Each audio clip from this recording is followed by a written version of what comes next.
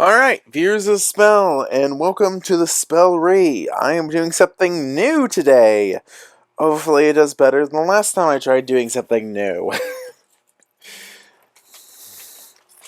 Which is, what if Midoriya had one of the breathing styles from Demon Slayer? I'm going with fire breathing for this one. And if you like this content, please like, share, and subscribe. And let's get on to the video. So, just a little bit of information before we get going. I am giving Midoriya a very weak flame quirk, mostly because, that way you can kind of picture more flames coming off of his sword and that. So we start off this video with Midoriya being around 7 years old. He's again getting picked on by Bakugo because all he can really do is light stuff he touches on fire along with his hands. He had awakened a weak flame quirk. After a while he would still be getting bullied because, instead of being quirkless this time, he just had a seemingly weak and pathetic quirk by Bakugo and what Midoriya thought were his friends. At this point, his grandfather would take notice of him, and one day he would approach him, saying that, "Did I ever tell you the story of our ancestors?" Midoriya would respond with, "No. You see, our ancestors didn't have quirks. You know this. But what you don't know is, there was once a secret war between humans and monsters we called demons." Midoriya would look at his grandfather quizzically. "And to fight them, they practiced a unique type of martial arts that involved breathing. These came in many forms. This allowed them to fight on par with creatures that would be considered supernatural." Midoriya would look at his grandfather more quizzically, but his grandfather would continue. "But these techniques were passed on to my generation. They're not easy to learn and they can be rather difficult. But if you want me to teach you, I can teach you how to use one of the breathing techniques and you can become powerful. Powerful enough to accomplish your dream." At this, Midoriya's eyes would look wide and say, "Really, Grandpa?" "Yes." And Midoriya would begin.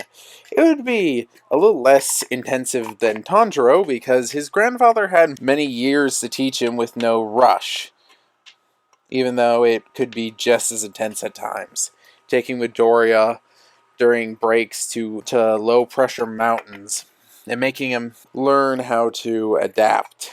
And Midoriya would learn the flame breathing technique. It seemed to work well with his quirk being flames, to where the flames would burst off any practice sword he would practice the forms on. Now, fast forwarding a few years, we'd see Zuko's teacher saying, "Alright, normally I would be passing around these career forms so you can get an idea of what you want to do in the future, but I don't know what you want to do. You want to become heroes," as he throws the papers into the air, as everyone starts getting rowdy. This would go the same as in canon, with Bakugo making a boisterous remark and everyone yelling at him. Midoriya would just be sitting off to the side, trying not to draw extra attention to himself, as class would get over, and Bakugo would try to explode Midoriya's notebooks, but Midoriya would grab the notebook away from Bakugo, refusing to let him blow it up. After Midoriya took the book back from Bakugo, Bakugo would just humph and say, "What are you gonna do, you weak loser?"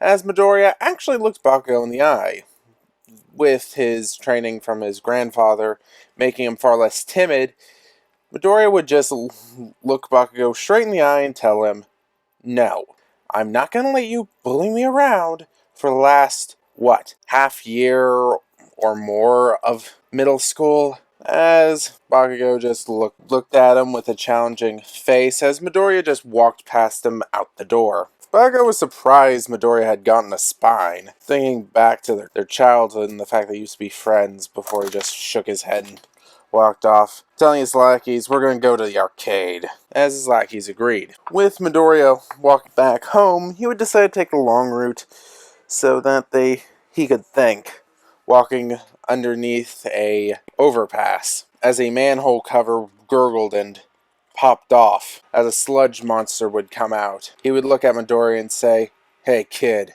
I'm gonna need to take your body." Midoriya would just hop back, look around, see a piece of rebarb, pick it up, and tell him no. As the sludge monster would shoot towards Midoriya, Midoriya would light the piece of metal on fire and say, "Flame breathing, first form," as he shot full right past the sludge monster and whacked him in the back of the head with the piece of rebarb. As the sludge monster yelled out in pain as the blast burned him and hit him hard, but no significant damage. Midoriya would hop back again, smacking sludge-covered arm, hitting forearm, before All Might appeared. And after taking 1 second to look at the two of them, he blasted the sludge monster. He told Midoriya he wasn't gonna get in trouble for using his quirk, since it was in self-defense. Midoriya would have more confidence, so he wouldn't ask All Might the question if he could become a hero. He was already determined in that path.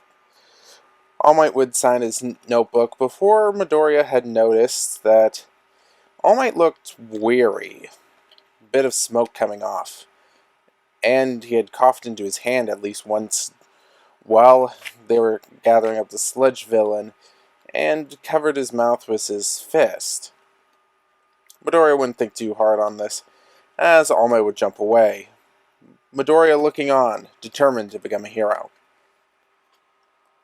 And that'll be it for this part. I think I might just call these mini what-if parts. This I basically got put together because I was busy. Last week was Thanksgiving. And yeah, doing something new, having to re-record bits and pieces of this. And if you like this content, please like, share, and subscribe. And next week, or the week after, should be returning to normal content.